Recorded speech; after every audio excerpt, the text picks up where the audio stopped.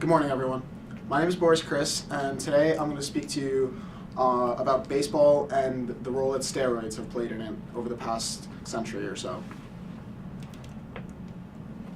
So, before I get to the role that steroids play, I want to give you some background on baseball in the United States.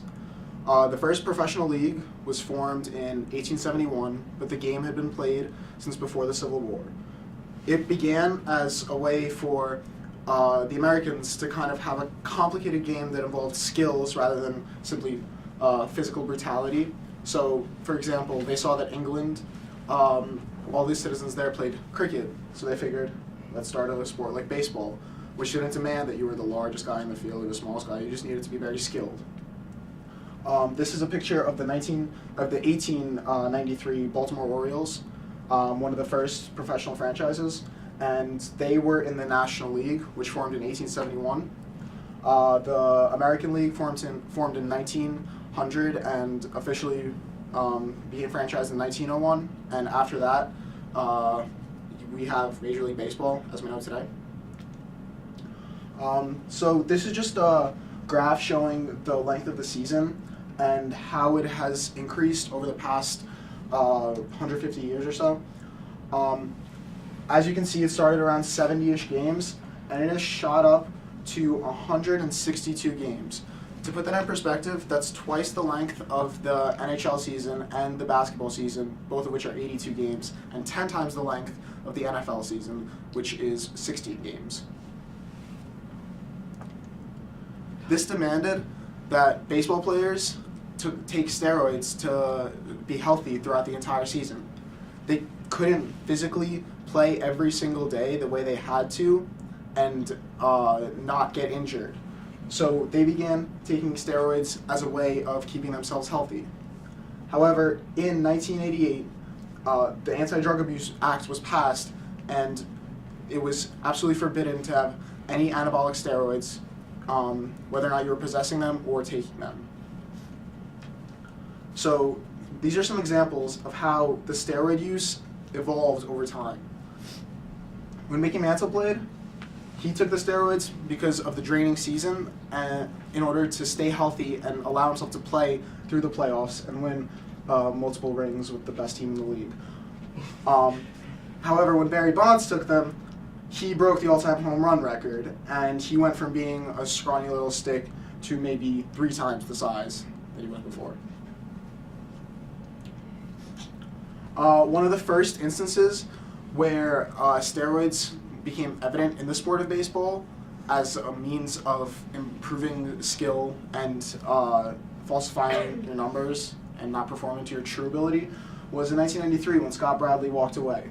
We didn't find out about this until the year 2000 when his brother had spoken to the media and told us that a player in the locker room had offered Scott Bradley steroids in 1990. He reportedly had never taken them, but clearly this led to uncomfortable feelings in the locker room and led to him retiring in 1993. So you might be asking, what's the big deal? Like, why are they taking steroids? It's all about the home runs. Let me associate it with a touchdown in football, a 3-point shot in basketball, a goal in hockey. The home runs are what put numbers on the board. And the phrase heard most often in the home run chase is chicks dig the long ball, because they do. The most famous home run chase ever.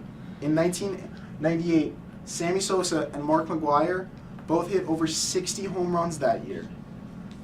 Everyone knew they were taking steroids, but it was exciting.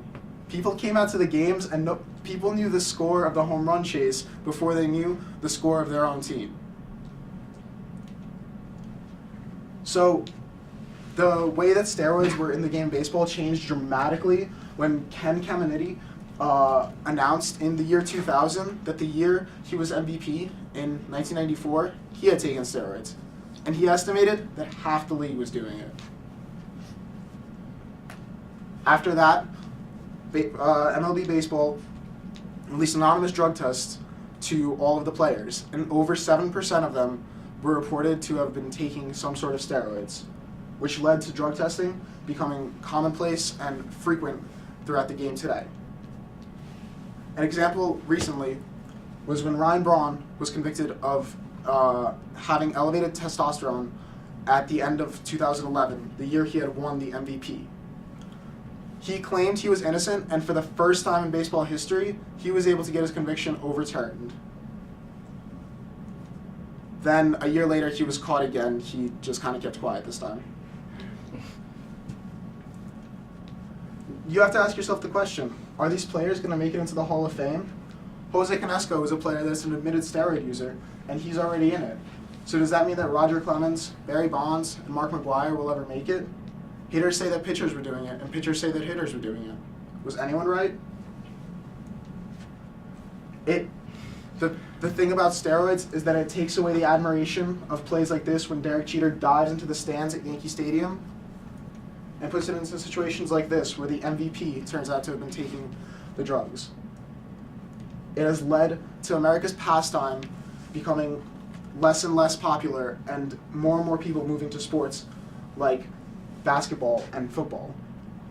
However, I still believe that you can go to a baseball game and have a great time. So please, take me out to the ball game, take me out to the crowd.